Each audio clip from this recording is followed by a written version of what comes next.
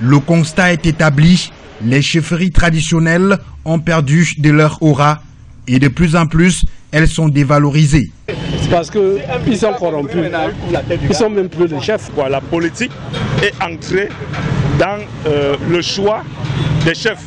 Alors, puisque l'État camerounais donne le salaire, automatiquement, ils doivent travailler à l'avantage de l'État camerounais.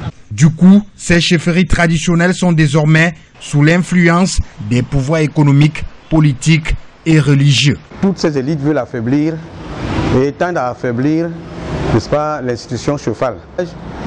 Qui, parce qu'ils ont un peu de l'argent, qui veulent dominer, n'est-ce pas, les chefs et faire en sorte que les chefs soient dépendants. Vous avez les élites politiques qui pensent que c'est le parti politique qui est au-dessus de la tradition de la chefferie. Aujourd'hui, le pouvoir du chef est dans la rue, exposé par lui-même. Vous les trouvez dans les bois de nuit, vous les trouvez dans les buvettes, vous les trouvez partout. Le chef en réalité doit rester dans sa chefferie, gérer la chefferie. Mais quand on commence à rechercher les promotions, qui veut être maire, qui veut être député, qui veut être sénateur, qui veut être cela, tout ça c'est pour fragiliser l'institution.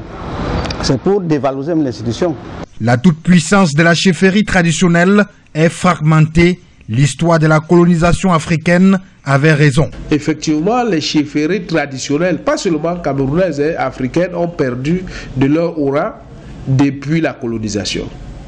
Les colonisateurs, leur rôle était d'affaiblir d'abord ces chefferies pour pouvoir s'implanter et ensuite d'utiliser ces chefferies pour faire passer leur message, pour ensuite s'imposer, non seulement dans nos territoires, donc en Afrique et au Cameroun en particulier, mais aussi de les utiliser pour imposer leurs lois.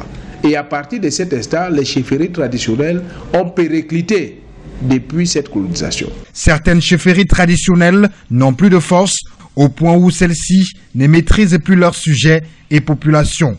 Et parfois même, il pleut lors des cérémonies traditionnelles. Quel déluge!